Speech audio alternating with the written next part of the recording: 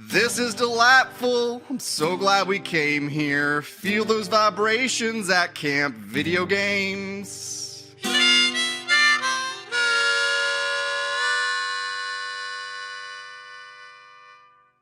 Well, howdy, campers. Welcome to episode 1 of season 2 of Camp Video Games. This is Junior Counselor Sean. And who's that fella? Hey, this is Junior Camp Counselor Josh. As you can see if you're watching the visual feed of Camp Video Games, we have picked up camp and moved to the dinosaur planet of Rosaria. Everyone's favorite location from the Star Fox universe. From everyone's favorite Star Fox game, for sure.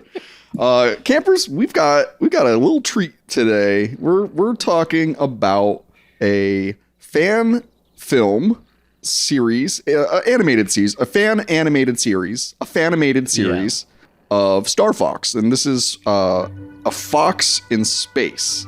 Now, this is going to be, we're going to cover the first 2 episodes of this, which will eventually be a 3-part series, but right now we just had episode 2 drop a couple of months ago. Yeah, we're going to come back and do episode 3 when it drops in 2034. Yes, if we're going to, talk about the release schedule of A Fox in Space. Episode 1 released in, I believe, 2016. And episode 2 just came out, as I said, a couple months ago. So hopefully they can fulfill this trilogy, in a little bit more expedient a manner. But I'm just happy with what we get because, spoiler alert, I love A Fox in Space. It's so this season here at Camp Video Games, we're gonna do some one-offs and we're gonna do some shorter runs like we're doing here. So some cool stuff in store. We're gonna keep you a little bit in the dark about what's coming up so that we can actually figure out what it is. Yeah, I'll start right out. Bottom line, and I've only seen episode 1 so far. I'm waiting for episode 2 until we do the review. My bottom line is if Nintendo was cooler about its intellectual property, this would have been your favorite Adult Swim show in 2009. That's absolutely right. Yeah. Because originally this show was titled Star Fox the Animated Series, and Nintendo had words. And so they changed it to Fox in Space. It's very clever. And just the way that they can legally manage to do this is that at the beginning of the episode, there's a little disclaimer that says this is a non-profit fan-based parody not affiliated with Nintendo. Please support the official merchandise. Josh, have you ever watched Dragon Ball Z Abridged? This is even more abridged than the official Dragon Ball Kai. Yes. This is it's a fan. I've not. No, it's great. I would really recommend it to all the listeners out there too. If you love Dragon Ball Z, you grew up watching it like us junior counselors did. It's a comedic take. They do some overdubbing of the vocals with some really great voice actors, but it's the same they have the same basic disclaimer at the beginning of all of their episodes. So when I stopped and really read what they prefaced their show with. In A Fox in Space, it immediately brought me back to Dragon Ball Z Abridged. Very funny, good stuff. Yeah. Can I just riff on the legal ramifications of this right now? So I know I'll say I have a sort of like a back of the notebook understanding of the legal usage of other people's intellectual property and media for repurposing as somebody who's worked in media now for almost a decade. So this is technically, the law is fair use, which covers there's 4 very specific words, but one of them is parody, right? Which this very clearly is. Yes. The problem with fair use, when people are like, I don't know, can I just do this under fair use because I'm critiquing it, I'm making fun of it, I'm whatever, is you have to then have the financial backing to support and win a case against you for fair use once you've decided to use it as a defense. It's not like some coverall. Yeah. That's the problem with that. And there was another detail I wanted to reference around and like one nice thing. So like, let's say somebody out there listening is like, I want to create stuff with my favorite intellectual property in a fun, funny way. Is like, you could go for it, and both good and bad. YouTube is a platform that they kind of do that work for you. That like, if you upload something that has a copyright claim, like they have a very rigorous thing going on in the background. It's like every copyright claim possible for like every like media ownership across every country is just sort of in some database server somewhere. So like I'll upload stuff and it's like, your content has been partially blocked, get more details. And it's like, this record company is blocking in Russia and Japan or whatever. Wild. But the thing is, like, sometimes if you go just too far, it's like your entire video is blocked everywhere. And it's really hard to understand, like, what's going to be the line. So I don't know how thoroughly the creator of Fox in Space sort of investigated that before putting probably hundreds of hours of work, you know? Yeah. Or if he was just like, just cross my fingers. Let's see what happens when I hit upload. Right. Well, let's just briefly discuss the creator of A Fox in Space. He's his name is Matthew Gafford, and 20 years ago, he'd be better known as Frederick Fox, who was, in my experience with the internet, like one of the first like viral internet like comedy celebrities. It was he kind of, not to go too far into like what his career was before this show, but Gafford is like he was doing stuff that people are still doing today in terms of like little bits. Like he was like, he figured TikTok out before like that was before anyone knew what the word algorithm was. Mm-hmm. And his comedy is very late 90s in terms of like cultural sensitivity. Yeah, I also did some background. I was like, there's some couple clips. I was like, you can't say that anymore. Yeah. Uh-oh. Yeah. I'm just gonna have good faith that like the media, the product we're working with is fine. Yes. That's feels like the guy, you know, I'm not going to criminalize somebody for what they did 25 years ago. Absolutely I'd be not. Canceled a million times over. If anything, I applaud him for staying like, you know, continuing to create and not just becoming a troll or like right. He's doing something positive. He's creating something and he's bringing joy to people like us. And I think that's more important to proceed from maybe having some bad takes back in the day, and to, you know, using some, let's say, outdated language. Yeah.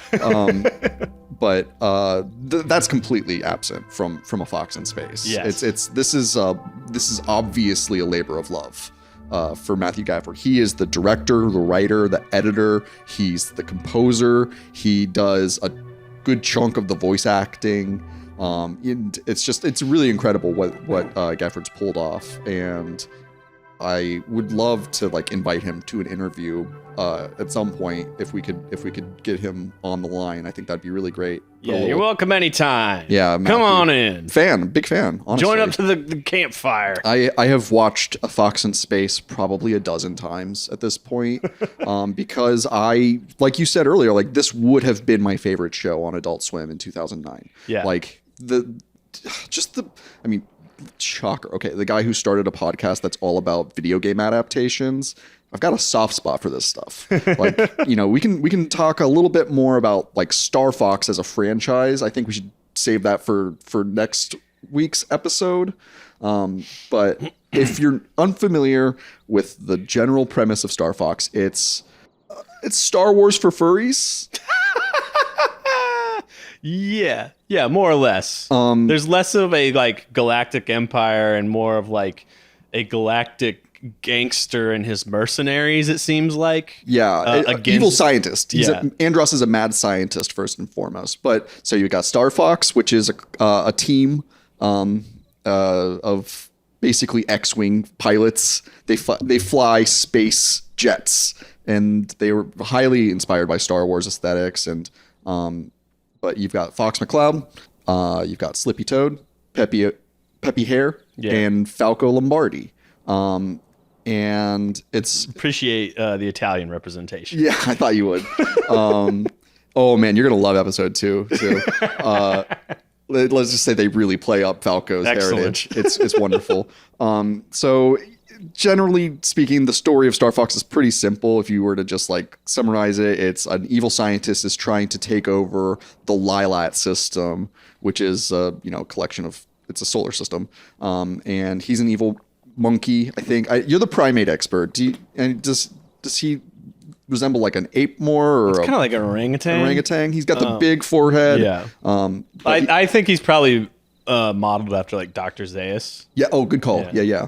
Dr. Z, hanging with Dr. Z at the Dana Gould, or the comedian. He does that talk show, Hanging with Dr. Z. Have you watched that? No. Oh, I'll find some clips and share them later. He's one of the funniest stand-ups of our generation. I'm familiar with Dana Gould. Yeah, he dresses up like Dr. Z and runs a talk show. That's great. It's incredible. He just got he just got married kind of recently. So congrats, Dana. Friend of the pod. Okay. It's the gameplay of Star Fox is you're a fighter pilot and you're shooting down other ships and alien monsters in space and on different planets. It's a very simple setup, but what Gafford has done here is he's taken a very simple premise and he has extrapolated so much storytelling out of it. He's created a completely lived-in world that is like genuine and like it's got like emotional weight to it. Mm-hmm. I'm excited to talk about this series. I want to get into it before I get into like, I don't know. Let's kind of like, let's try to go through the action so people have like context. I'm assuming if you're listening to this, you've watched it, but still, let's go through the beats. If not, like let this be like the most hearty of recommendations. Yeah, just because I have a lot to say about the aesthetic and how the adaptation is done. So with so much craft and love. Yeah. And again, like and for like a series, I played a lot of Star Fox 64, but Same. I'm not like, at 37 years old, like, I fucking love Star Fox. I need Funko Pops of all this, I'm just like, it was a cool series when I was a kid, Star Fox to me, it brings me right back to when I first got a Nintendo 64. I had played Star Fox on SNES, but I didn't own a Super Nintendo when I was a kid. So Star Fox 64 was, not only was it the first game I ever played that had Rumble Pack feature. It's the first game that ever had it. But it was also one of the first games I ever played that had full voice acting, which made it that much better. It was right around the time my parents got divorced, and whenever Peppy would go, "You're just like your father," I'd be like, "No!" All right, we'll save that for that episode. Yeah. But you want to get into the meat and potatoes of this episode now, or is there you wanted to extrapolate? No, I want to come back to the rest of this later. Yeah, because we made it to the intro screen, the disclaimer, and then we got sidetracked. So let's Well, it's keep going. It's good. It's good to get dressed up before you go out. Yeah. So when the episode starts, I'm going to keep just saying Gafford. These are Gafford's decisions. I'm truly like an admirer of his work at this point. But he started off with such a brilliant, establishing, he establishes the rhythm by starting with previously on a Fox in space. Just doing that. This is episode one.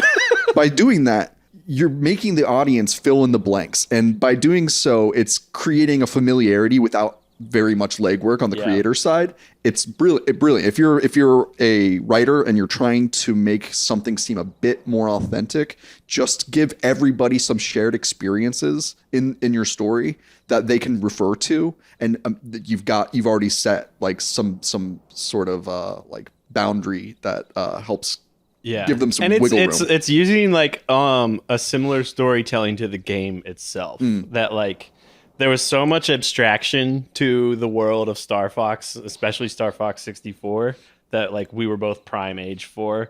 That was an extremely lived in world for me. But then if you take all the text of it, it's probably 5 pages. Sure. Sure. And this does the same thing, in a 30-second previously on. Yep. And even I appreciate this, I'm going to show you this like title screen before that. I don't know what you'd call this pre-title screen slide thing. Is like it establishes especially there's like this font, the animated series, that makes me go like, oh, this is like a sort of like Cowboy Bebop noir space opera-esque tone. Perfectly put. Yeah. That's definitely what they're going for. So it starts with a flashback, and we've got Peppy. He's a big talking rabbit. Or a hare. Is a hare a rabbit, or is a rabbit a hare? Like, you know, every rectangle is a square, but not every square is a rectangle, kind of thing. Peppy, he's the elder of the Star Fox team, and he's scolding Fox, Falco, and Slippy. They're playing Super Nintendo, and basically he's scolding them for playing video games like the night before an important mission, and it's a security detail on the planet Fortuna. We, you know, as viewers, none of us really knows what that means. But if you've played the games, they're referring to different levels that you can play through. But we then go to a dogfight between Star Fox and Star Wolf. Star Wolf is their rival team of bad boy. So they're not X-wings. They drive, or they pilot R-wings. But everyone's got a cool space jet. And so I had a funny, like, I think the reason that we've got Star Fox and Star Wolf as like rival teams in terms of like jet combat, that's called a dogfight. And I think foxes are technically canine. So they're having literal dogfights. Yeah. One more, and like another note about like presentation, editing, style, is like I've been just like racking my brain trying to think like how far back does this sort of aesthetic go, that this thing. So like we introduced Star Wolf through like they each get a quip and then a frozen monochromatic overlay on them. Like I want to say like goes back, I don't know, to like a 60s like spy noir type theme. I don't have an exact reference. I actually I've got a response to that. Because Miyamoto, Shigeru Miyamoto, who's like, you know, just the pimp daddy of Nintendo. He is responsible for a lot of like the story mechanics of the game, but he based it, and you might remember this series called Thunderbirds Are Go. It's a puppet show from the 60s, and they let's see, Team America World Police, the Trey Parker Matt Stone thing, they're riffing on that, and that was a huge inspiration. Not Team America, but Thunderbirds Are Go was a huge inspiration for the aesthetic of how they present the characters in Star Fox the game, where you've got these little talking heads that like they burst up and they're like, you know, blah blah blah blah blah blah blah. It's an uncanny puppet show where like all the humans are just like they don't look cartoonish. They look like they're kind of going for a realism, but then there's that uncanny valley of like being like that is not a man. Yeah. Well, no, that is all good. I'm thinking like more specifically this editing style. Oh, the editing style. Yeah. Which, again, like I go Cowboy Bebop, but it's got to be like deeper than that, because there's also some very distinct aesthetic choices to like put it further back in time than that with how the audio is presented, which we can get more into later. Yeah. So laying breadcrumbs as we go here. So in this dogfight, this is all still the previously on A Fox in Space. So Fox, he downs Wolf's ship.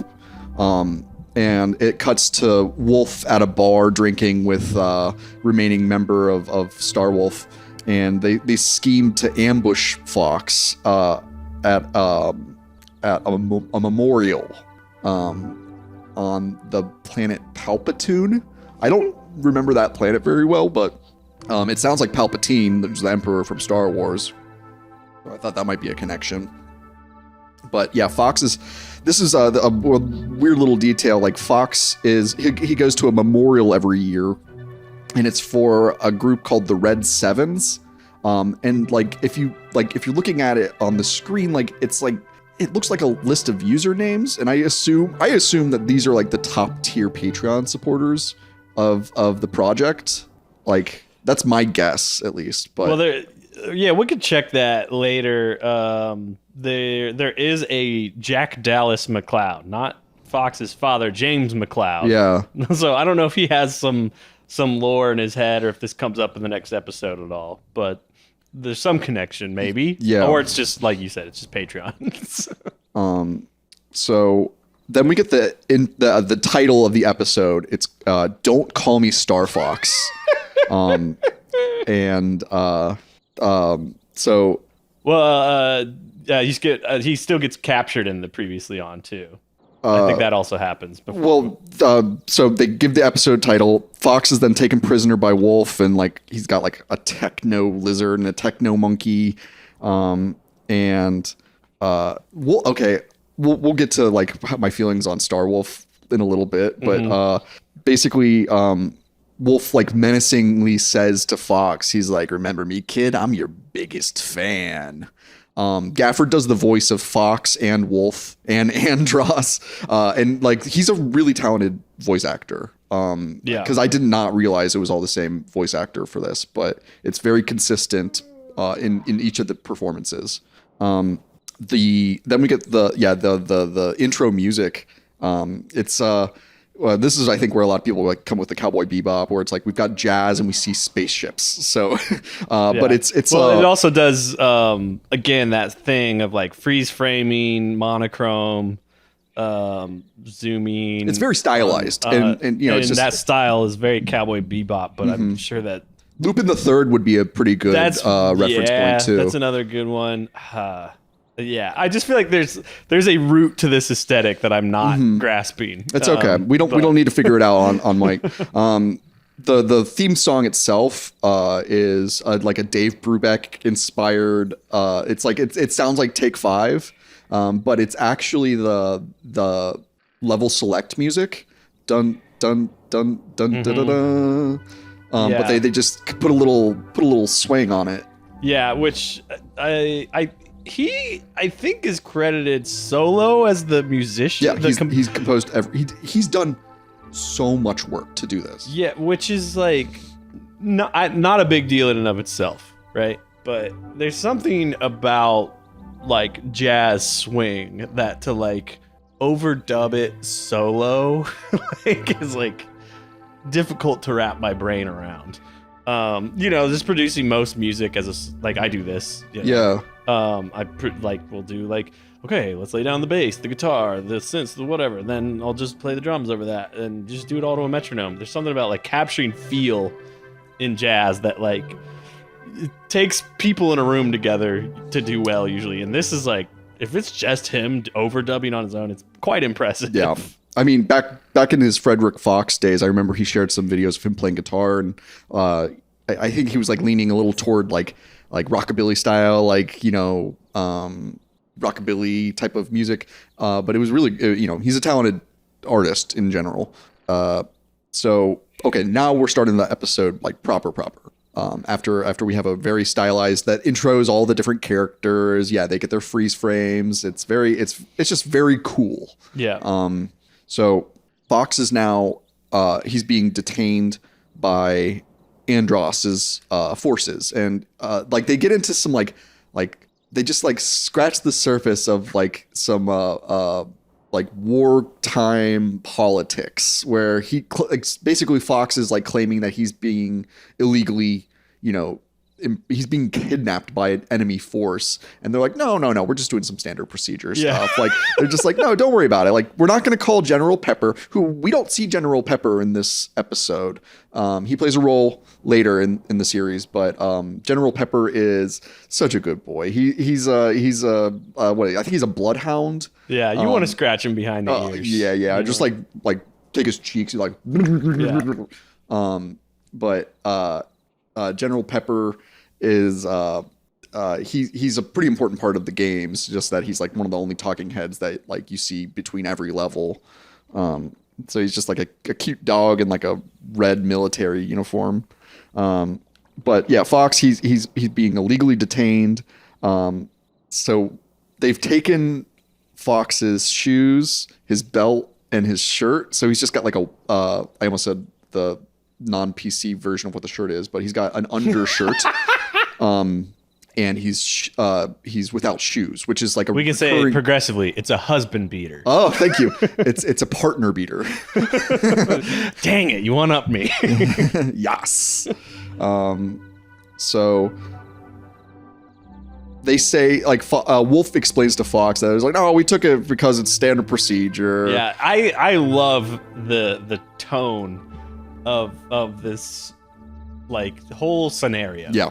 That, like, everybody's just kind of like, I don't even want to, like, I'm not even supposed to be working today. It's kind of like everybody's tone. It's not like Fox being like, fuck, I got to get out of here. It's yeah. Like, God dang it. Everyone's a little, like, they've got bigger issues than their job.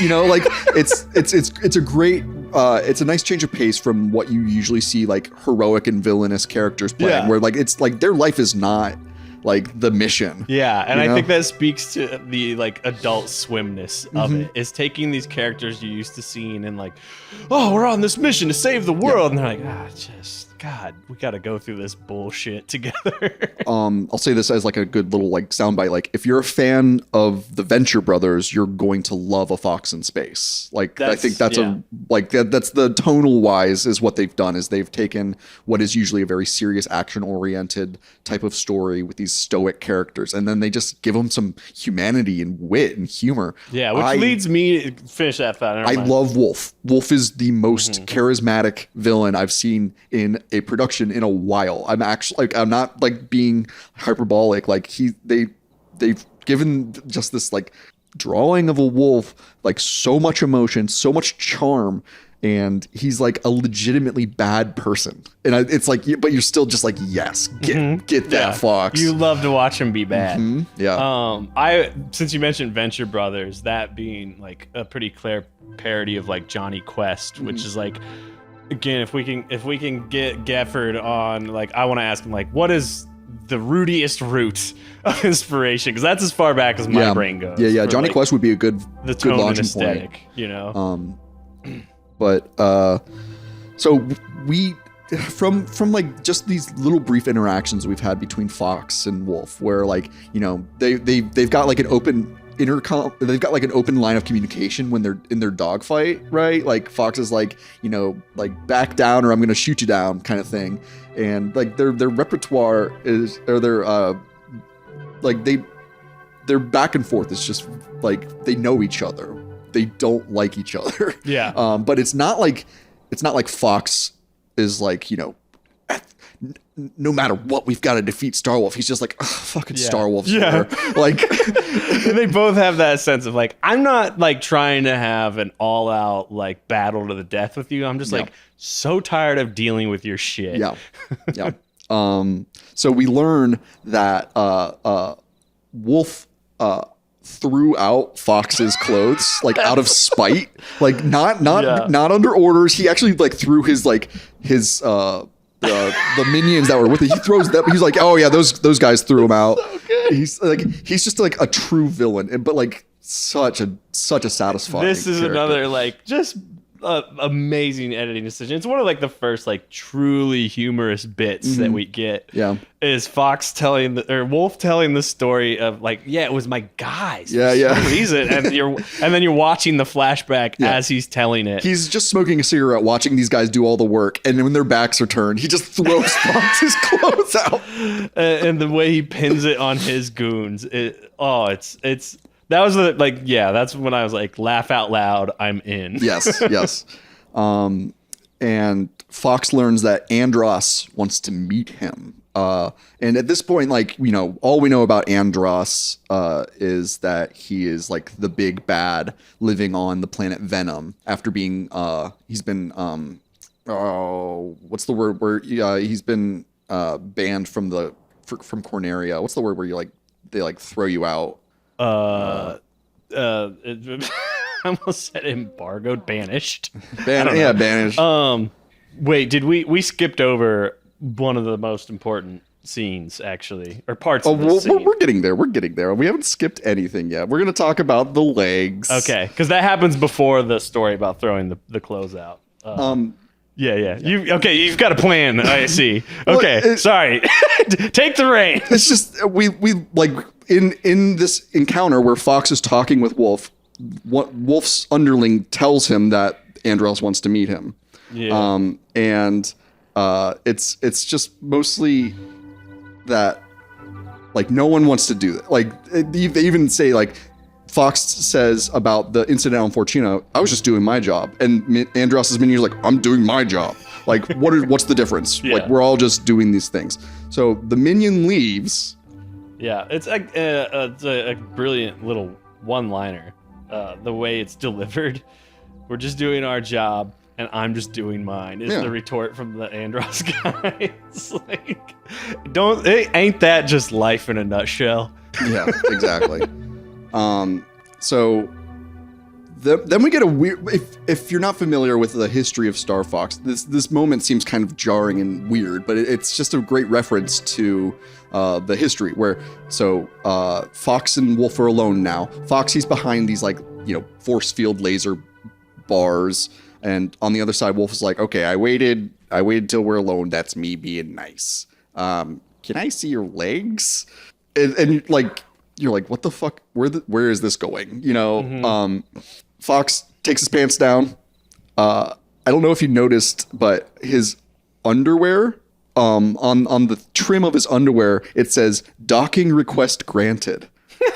And it's like a pattern of R-wings on his It's very trunks. cute. It's very cute. But then this is what I think a lot of people would call like the gay panic scene. Where so Wolf, he's like inspecting Fox's legs because he's under the impression that Fox has robotic legs, and then one of Andros's minions comes in and he's like, whoa, like I'm not judging you, I support whatever you guys are up to, and they're like, no, whatever. But so the robot legs on the box art for the Super Nintendo Star Fox has like these robotic legs for some reason. Yeah, they all do. You can see it in our outfits if you're watching the video. That's right. That's me adjusting my legs. And it's they don't keep that aesthetic in later games. They just give Fox some regular legs. It's just a little. I won't even call it an Easter egg. It's like an inside joke that we can all share. Which I like literally, if you ask me to think of the Star Fox team, I think of the robot leg. I'm just like doing a quick Google of like Star Fox 64, and they don't have robot legs anymore, huh? Is that the deal? I always think of the they're still like they're chunky and blocky, but they look a little more like boots than robot legs. I always like their little eyepiece they wear that makes them look like Saiyan, like the Saiyan scanners. Scanners, yeah. We then get to meet, we get our first scene with Slippy, Falco, and Peppy. And this is where you really establish or where Gafford establishes who these characters are, and very easy, not easy, but it's seemingly easy. It seems effortless the way that he can summarize these characters without them seeming too tropish. Mm-hmm. Slippy, he's a toad. I always thought Slippy was a lady, but apparently Slippy's a guy. Oh yeah, everybody has that. The voice acting in the 64 version was pretty feminine, and it was hard to. I always thought of Slippy as the little boy of the crew, like the little boy wonder. That's a good way of putting it, because he's tech savvy, but also seems to get overwhelmed pretty easily. And in Star Fox 64, Slippy is just the most. He's the worst pilot out of Star Fox. Terrible pilot, but the best good boy. Yeah. So basically, Falco is looking for Fox and goes to ask Slippy, checks him on the computer. They can't find him. Every time something's being, I feel like it's me with you. Where I'm can you do the computer thing? Falco, he's a big falcon, and he's they've toned his attitude way down from how braggadocio and aggressively confident that Falco is in the games. In this case, he's more just like a varsity athlete who like eats too much like gabagool. Yeah, like a big dumb brute in like the crew. He's like the muscle guy. And I like all these like tweaks to their tropes that like, and Slippy is sort of like a potential progression of that young boy wonder. That now he's like a teen basement dwelling online like computer whiz like neat, you know. Yes, definitely. He's got like in the frame you can see like a collection of like collector's action figures. I don't look too close into what they are, but he's the kind of guy who's got his toys up next to his workstation. Yeah, and you know, he's like extremely like online and dejected with like seemingly low self-esteem. It's like something has beaten that boy wonder optimism out of him. So it's like a way to make it feel like a natural grown-up version of the game you play. Yeah, that's a good way of putting it. Without suggesting time has necessarily passed in any way. Right. We're not seeing their like propaganda versions. We're seeing the real versions of them. Let's see. Do they, if you're scrubbing through, do they figure out that he's in trouble at this point? They bring Peppy out. Peppy he's the elder of the group. Again, he's a big rabbit, and with him they're like, you know, Peppy, have you seen Fox? And he's like, I don't know, man, I'm old, I don't remember things anymore. So in this scene it's just they're like, oh, he's been gone all day, and then they go, wait, his R-Wing's gone too, and he didn't leave a message. And that's the end of the scene. So Wolf, he's we cut back to Wolf. They're in the asteroid field while this is happening, which is the second level in the game as you go through. They're on like a base in the asteroid field, and Wolf he takes Fox to what it's called the Sargasso Bar, or I think it's the Sargasso Lounge actually. Sargasso is it's like a aquatic seaweed that's apparently edible, but it's got a particularly stinky smell to it. Wolf he's like got Fox, you know, he learns that Fox doesn't drink, and he's like, that's so cute. Like, yeah, another just great delivery, you know, back and forth amongst one voice actor. Very well done. Serious props. And so as soon as Fox and Wolf walk into the bar, like, and this is like a bar of villains. This is like the Mos Eisley Cantina, where it's just like everyone there is like up to no good and probably working for the Empire as it is. Like they walk in and Star Fox hears somebody say, "Oh, look," or I'm sorry, Fox McCloud hears somebody.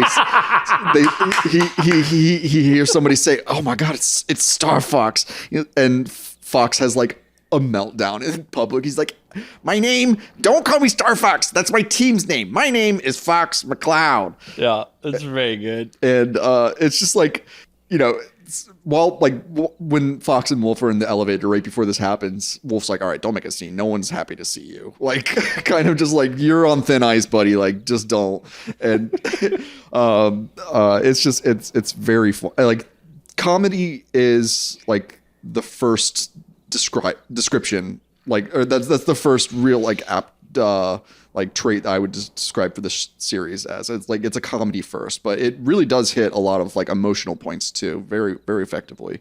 And yeah, so every time this happens, there's like, Fox says, "Don't call me Star Fox." I was like, that's the name of the episode. Yeah. Like, my name is Fox McCloud. And worth the delivery. And because it's especially nice because in the first SNES game, where do we even see that his name's Fox McCloud? Probably just in the instruction booklet. Yeah, it's like one of those types of things. So it's like another thing that's like, if you're inside the joke, just fun icing on the cake. Yeah. But even without it, it's still a funny bit. It's like Link saying, "Don't call me Zelda." Yeah. Or Samus Aran going, "Don't call me Metroid." Yeah.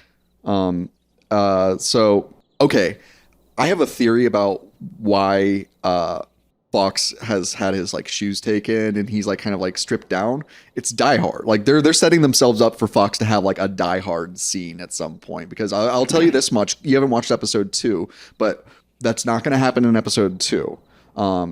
I'm not even gonna say what happened, or like I'm not even gonna hint, but we get to meet Andros now. He approaches Fox and Wolf, and it's obvious that like Andros is he's putting forth like the facade of like a gracious host, where he's like, oh, Fox McCloud, I've always wanted to meet you. Very much the first time Bond meets a villain in his casino or his whatever, you know. And Andros extends a hand for a shake. Fox refuses, and then we see that like Wolf kind of like spilled some soup on himself by taking away Fox's shoes, because Fox is like, can we go somewhere more comfortable? Like, my feet are freezing. This floor's sticky and gross. Like, can we get some carpeting in here or something?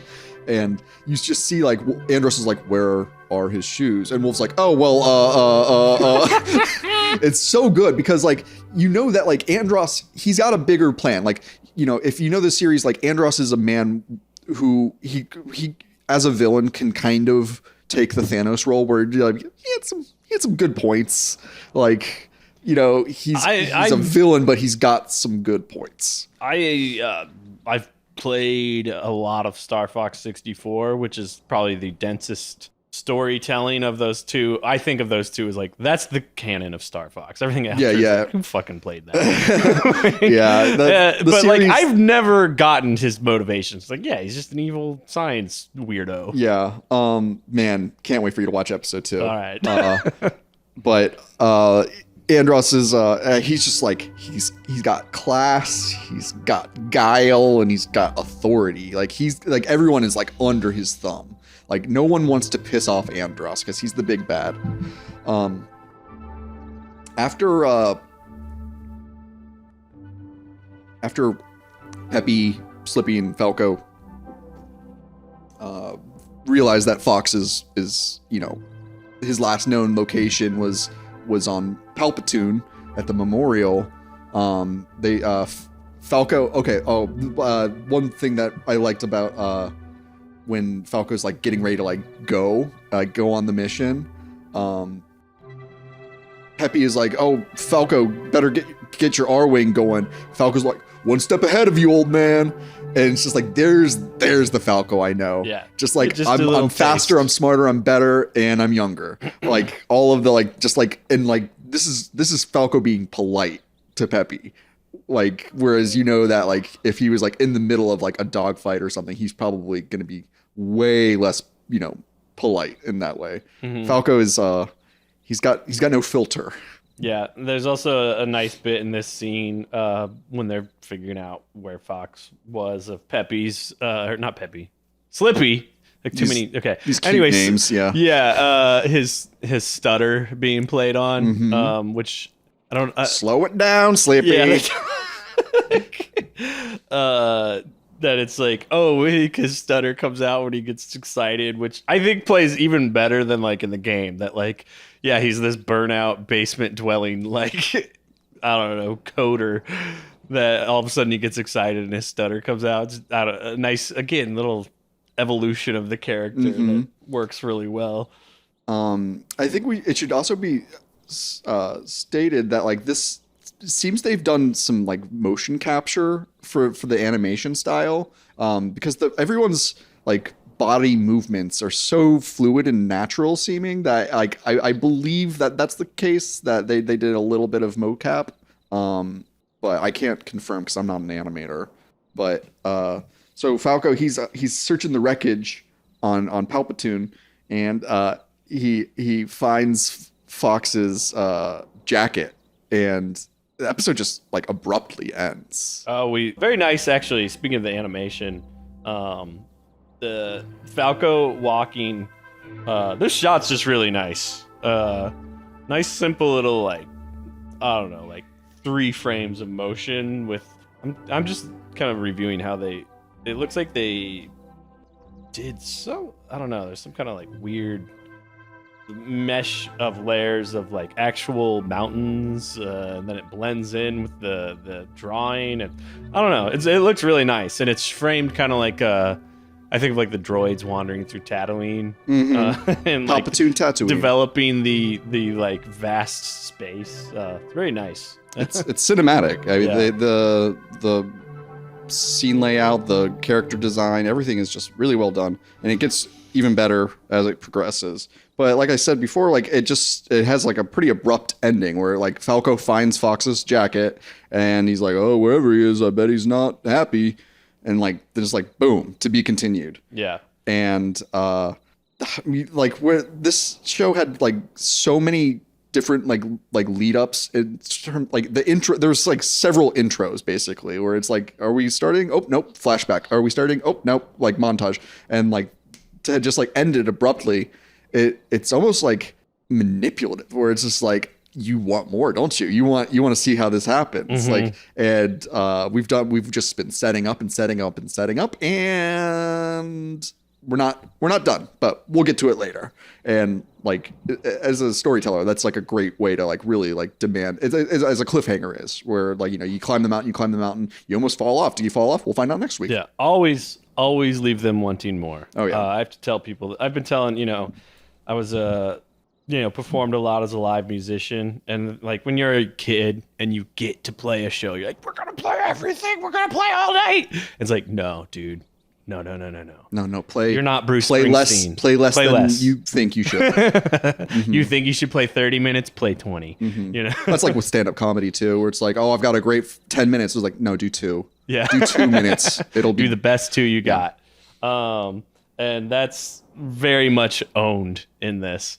And the fact that when we hit the freeze frame on Falco, credits roll, the very purposeful decision to make it just the like tape grain sound and no music. After it's like, you've established you can handle soundtrack very well and make these very deliberate aesthetic choices of like, you know, rearranging the music in very specific jazz style, and you choose silence of just this like tape noise, which is all clearly a post-production choice.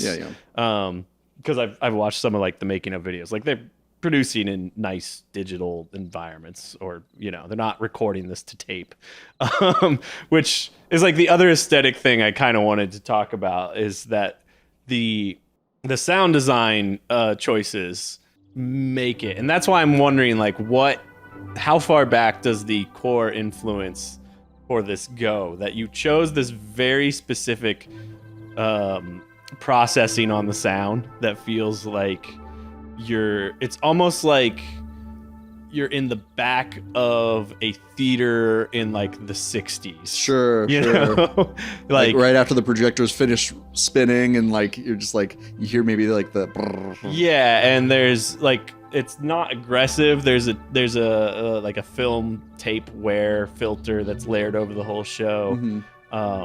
That's like one of my top questions I'd love to ask, is like, why was this so important? Because I think without it just would not be as strong. It wouldn't be anywhere near as strong. Interesting. And a lot of times, like when you do that in modern, whether it's animation, movie, like video, whatever, it comes off as like, oh, they threw on this gimmicky Final Cut Pro filter, you know? And this was like a very clear aesthetic choice that I think greatly enhances the product.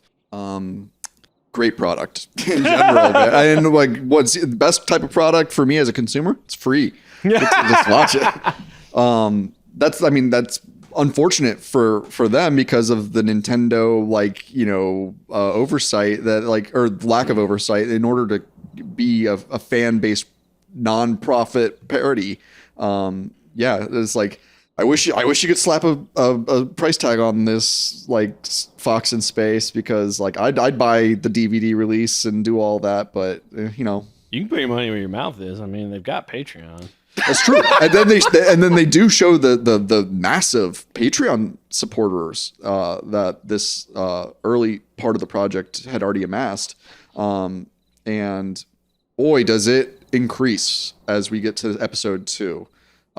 This is, you know, like I said before, this is a labor of love that has, I can't imagine, like, it has to have taken over Gafford's life. Like, this is like such a huge endeavor at this point.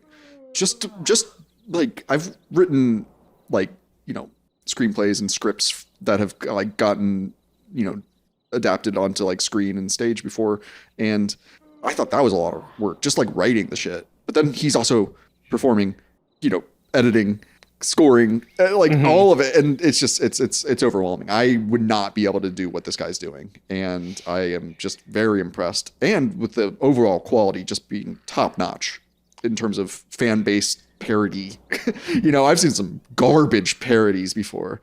And this is, oh God. Yeah. I mean, it feels it feels like dismissive to call this like a fan film. You know, like, because it's so well done. Like, fan films suck usually. Yeah, and it's back to, like, my bottom line about, like, this would be your favorite Adult Swim show in 2009, is that, like, that's the level of quality that and, like, care that is put into it. It's like, this is what you wish game adaptations would be, is something that escalates it to the next level. And, like, that makes me reflect on, like, when we think back to, like, the corporate production world. Let's compare this to, say, like the Cowboy Bebop live action series that just like crashed and burned. Yeah, the big difference is that I actually watched this. And like, I didn't watch it, but I can tell you without watching it that the problem with it was not that, oh no, they got a Faye Valentine actress that actually looked like a real woman and trolls online like bashed it. Oh, that's the only reason it failed. Like, no, I know it was a piece of shit. I don't need to watch it because I know it was a corporate cash grab that had no like heart and care for the original product put into it. That's why, like, it's so stupid to make certain types of remakes and adaptations where it's like we never. No one wants that. No one, like, I'm putting this out into the universe. Never, ever, ever make a live action Akira. Like, don't do it. Sucks so like bad. That's such a bad idea. It was made. It was like, you know, you read the graphic, or, you know, the manga. It's like you read that and you're like, oh, this is the perfect story. And then you watch the film and you're like, oh my God, they've just changed the way I look at animation. What do you do with the live action? You're just gonna disappoint everybody. It'll probably remind you of how much better the original was. Yeah, I've been seeing they're like bringing back some of the old Power Rangers like out of retirement for some new shit. Like I saw like Billy, like the blue Power Ranger, like back. Oh, I know what you're talking about. Yeah, I saw the trailer. I'm like, oh no, let's just let them be in the background now. Like we don't need to see how things are going for the Power Rangers anymore. It's a really sad state of affairs out there. I this is barely relevant, but like I saw this morning, I saw a tweet of a guy like. It was like 4 frames from like really shitty adaptations. It was like Lizzo and Jack Black in The Mandalorian. Yeah. The guy who from Watchmen, who's the blue guy? I forget. Dr. I've read Manhattan. and seen all Dr. of it. Manhattan. Dr. Manhattan. In the new Watchmen, The series. It was okay. The HBO series. Yeah. And like 2 other shitty adaptations of things that have already existed. And this guy was like, because we're recording this 4 months into the writer's strike, and his hot take was like, why do these people want more money who are writing this shit? And I was like, you fucking moron. You think like this, like artists want to be making this? Right. It's like the producers that they are striking against that are forcing them to make this trash. Exactly. It's like people are just looking for a green light to work on something. Yeah. And like because that's the way the industry is. Because they need to eat. Yes. And when you get an opportunity to work on something that wouldn't be your first creative choice, you're still going to take it, because if you're a working artist, you will make it your job to make that piece of writing, make that piece of work happen. Yeah. It's just like so mad. I was like, so you think the solution to get better art in mainstream media is to pay them even less? That'll make them go, you know what? If I just try really hard, they'll like let me make something good. I don't know for any less money. I can't think of any good writers being like, I've got a great idea. All we need is Lizzo and Jack Black. Yeah. Like there was no like room. Like they probably came to the writers. Some guys in suits went into the writers' room and were like, hey, we worked up a contract with Lizzo and Jack Black. We need you to force them into this fucking piece of garbage that we're making shit tons of money over because we made a Baby Yoda in marketing and merchandising. Yeah. Whoever that guy is, fuck you. The writer's strike's probably still going when this comes out. Probably. If you're in New York or LA, send them a pizza, honk your horn, whatever. That's why I like indie projects like this, because this like, you know, A Fox in Space. Yeah. This was not like a boardroom decision. This was a guy who had a vision, who saw it saw it out to the end. Yeah. He's like, you know, he's at the mercy of patrons, and you know, the patrons are supporting whatever it is he's working on. They're not telling him what to do, but they're supporting him because they believe in his vision. Like that's what matters in this type of production, where it's like, I doubt Gafford's a part of SAG-AFTRA. Like, you know, he's got an IMDb credit, but that doesn't mean shit. Like, yeah, I don't have much insight to contribute to the SAG-AFTRA, like, you know, ongoing plight, but just like pay your workers, pay your people, like, don't hoard wealth. Yeah. And that I think to kind of loop this back in, it's like, that's the only way you, like, if you're somebody who's like, I need more media based on my favorite media, the only way it's gonna happen is to let people like this, who are like, I'm truly so passionate about this product, is to just trust them. Yeah. You know, give them the reins instead of like, yeah, having these corporate stakeholders are like, but we need to merchandise the Baby Yoda.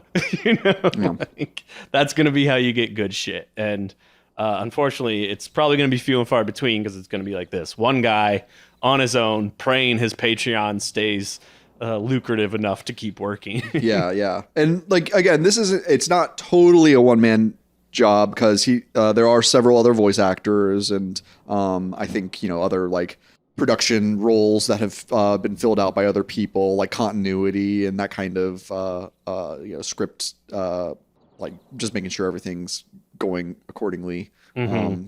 But overall, it seems like this is Gafford's like life work at this point, which massive props. Nice work, my man. Yeah. I'm looking forward to episode 2, which we'll talk about in a few weeks here. Yeah. So next week we're gonna cover the Super Nintendo Star Fox, the game that started it all.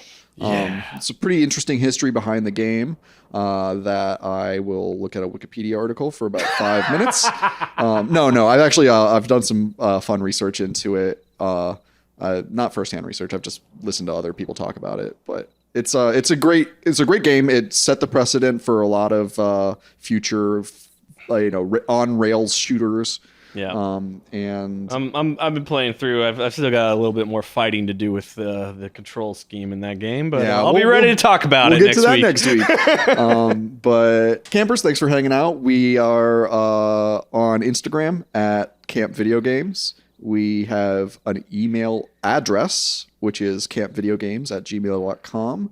I want you to send us some fan art. Are you a fan of our show? Do you want to draw us in the style that you think we should look? Are you a better artist than Josh? Do you want to do a lot of work to make these visuals come together for free? Speaking of paying your laborers, we'll pay you with experience. We'll pay you in exposure. Yeah, you know, fuck, dude. I guess I'm such a scab. You really backed us up into a trap with. Yeah. Listen, we will have a pizza party. I mean, whatever. I like doing these shitty little drawings of us. You know, I get by with what I got. I'm a scrappy guy. And it looks great. I'm so happy. I'm so happy with this new season, too. It's like, look how handsome we are.